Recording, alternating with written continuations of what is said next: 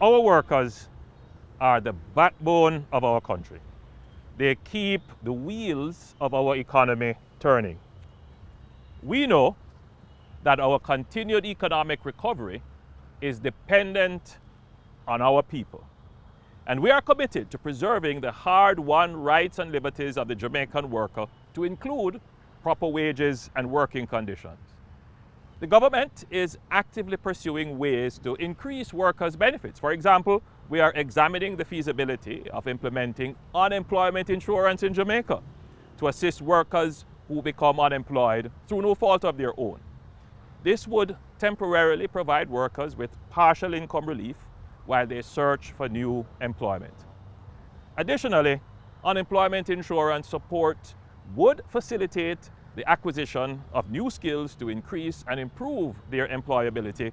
Of course, the most important role of the government for workers is to ensure that the economy is growing and generating employment. Jamaica is recovering from the fallout of the COVID-19 pandemic. The economy is growing and more jobs have been created.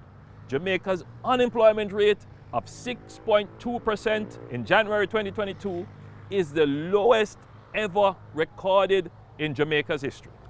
In spite of turbulent times, Jamaica is heading in the right direction.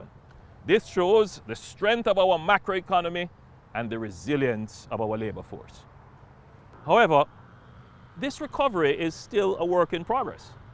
The impacts of the COVID-19 pandemic and now the war in Ukraine have unleashed the greatest wave of global inflation seen in over 40 years. Import prices of fuel and food are rising in all countries around the world at the same time. While we all know that this inflation has causes outside of Jamaica, it still does not make it easy for the average household to absorb. These external shocks are occurring against the background of Jamaica's long fiscal adjustment, which was secured by the sacrifice of the workers, which resulted in a rehabilitation of our economy, but had real impacts on public sector salaries. In addition, there are many instances where the structure of the public sector compensation is unfair and inequitable. This is so in central government as well as in public bodies. The inequities in the structure of public sector compensation are not new and did not arise overnight. Decades of tinkering with compensation systems without solving fundamental issues are contributing factors. However, this government, your government, has decided to take on this decades-old problem because we care about our workers and we recognize that the current structure is untenable.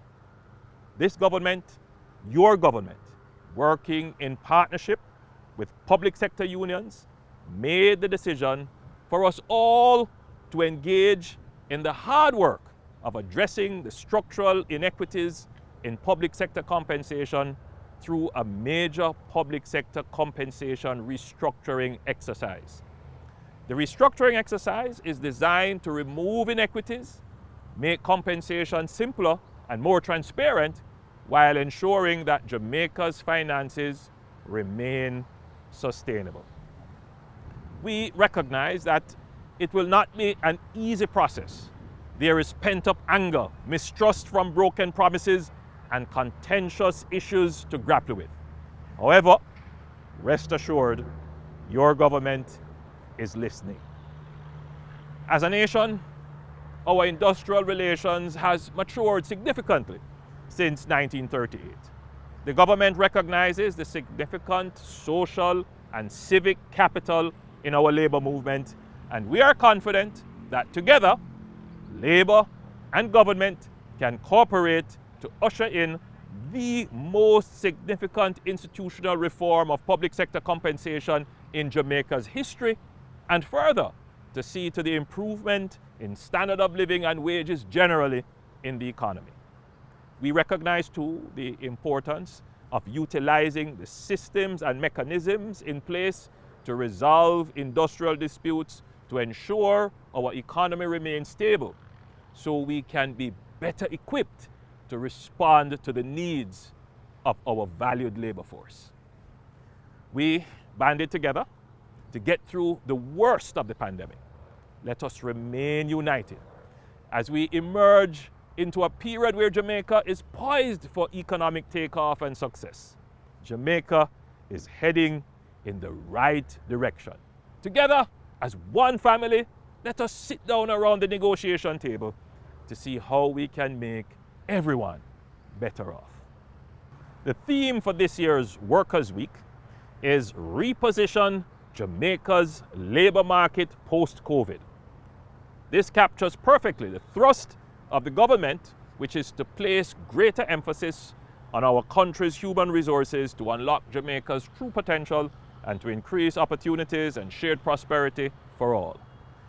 We are even more determined to achieve this as we celebrate our 60th anniversary of independence. After 2 years, this Labor Day finds us enjoying some freedom of movement and gathering. We are able to return to some level of normalcy. Our children are in school and our economy is returning to full productivity because of the collective sacrifice and cooperation of all Jamaicans, and most critically, because of the dedicated work of our frontline and essential workers, and to them, we remain deeply thankful. The freedom to be out and about this Labor Day means we can mobilize to a greater degree within our communities and across the country. As we action this year's Labor Day theme, Reigniting a Nation for Greatness, protect our heritage and environment, which calls on us to make Jamaica crisp and clean. However, we must do so responsibly, especially as we are now closely monitoring the effects of a fifth wave of the pandemic. You saw me in my mask earlier. I will be participating in the national project at the Mandela Park in Halfway Tree. I invite all Jamaicans to come together in your various communities and clean up, crisp up, and nice up the place. Oh, and by the way, I know many of you will be going out to parties and going to the beach. Please, please, please, please, drive carefully. Use our roads carefully.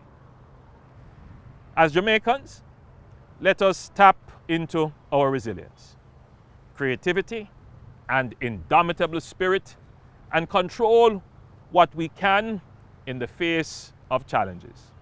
Let us shake off the difficulties of the last 2 years and take advantage of the opportunities before us. Together, as we have shown many times in the past, we will arrive at satisfactory solutions. Jamaica needs to stay the course as we are heading in the right direction. Happy Labor Day. God bless you. God bless your family. God bless Jamaica, land we love.